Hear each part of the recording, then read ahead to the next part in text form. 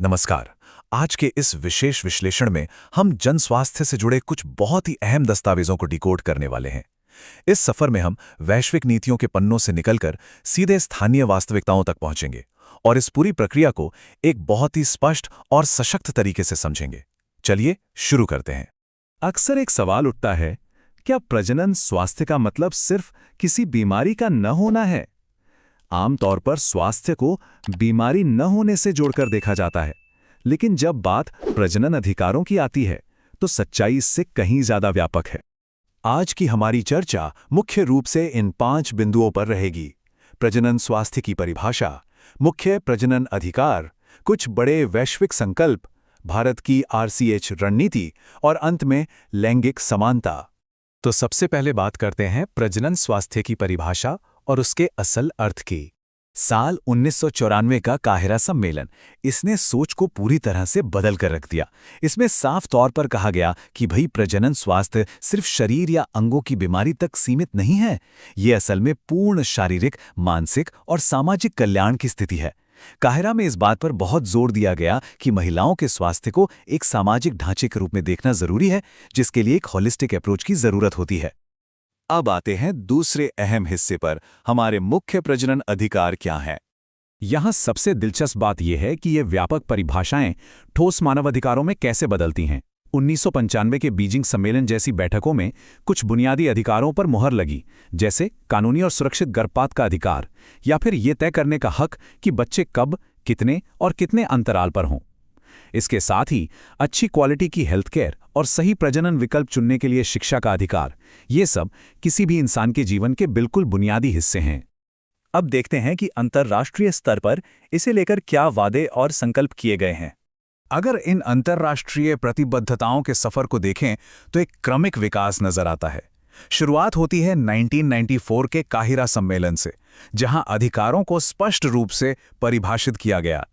ठीक एक साल बाद 1995 में बीजिंग सम्मेलन ने इसे लागू करने के लिए एक एक्शन प्लेटफॉर्म तैयार किया, और फिर 2015 के मिलेनियम डेवलपमेंट गोल्स के लक्ष्य 5 ने पूरा ध्यान मातृ मृत्यु दर को कम करने और सेवाओं की सार्वभौमिक पहुंच पर लगा दिया।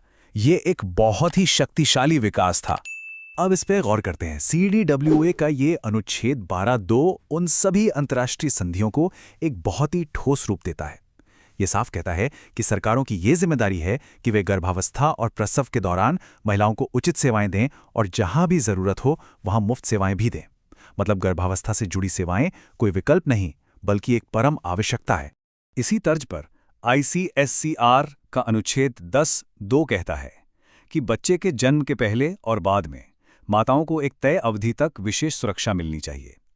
इसे ध्यान से समझें तो ये स्पष्ट है कि प्रसव के बाद की देखभाल, जिसे पोस्टनेटल केयर कहते हैं, वो कोई लग्जरी नहीं है। ये एक अंतर्राष्ट्रीय स्तर पर अनिवार्य मानवाधिकार है, जिसे लागू करना हर राष्ट्र का कर्तव्य है। तो ये तो हुई वैश्विक बात। अब ज़ूम इन करते हैं भारत की आरसीएच रणनीति पर। भारत में एक ऐतिहासिक बदलाव देखने को मिला।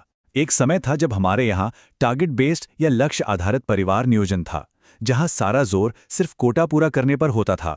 लेकिन 1997 में सरकार ने इस कठोर व्यवस्था को छोड़कर प्रजनन एवं बाल स्वास्थ्य यानी आरसीएच कार्यक्रम को अपनाया। यह एकदम नया, लक्ष्य मुक्त और सेवा उन्मुक्त दृष्टिकोण था। यानी अब फोकस सिर्फ आंकड़ों पर नहीं, बल्कि लोगों की असली स्वास्थ्य जरूरतों और अधिकारों पर आ गया।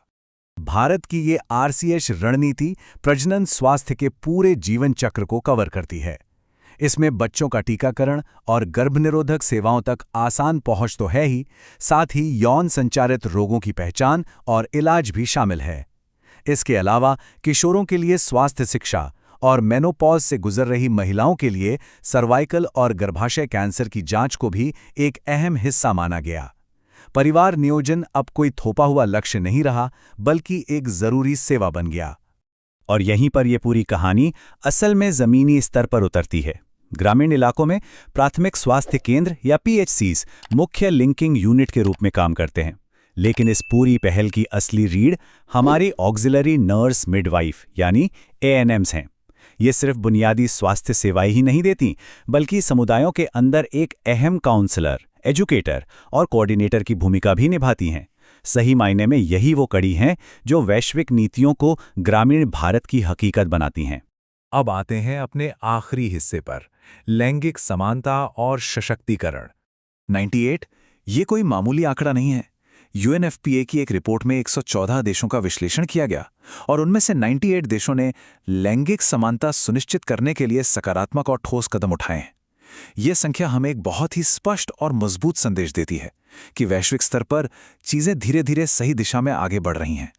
ये देखना बहुत अहम है कि ये सिर्फ कागजी वादे नहीं हैं, ये वो वास्तविक स्ट्रक्चरल बदलाव हैं जो देश अब भेदभाव की जड़ों को खत्म करने के लिए कर रहे हैं, जैसे महिला और बाल अधिकारों के लिए अलग मंत्रालयों की स्थापना करना, अधिकारों की रक्षा के लिए सख्त कानूनी उपाय लागू करना और सबसे ज़रूरी, महिलाओं और लड़कियों को उन पुरानी हानिकारक सामुदायिक प्रथाओं से बचाना जो हमेशा से उन्हें पीछे धकेलती आई हैं।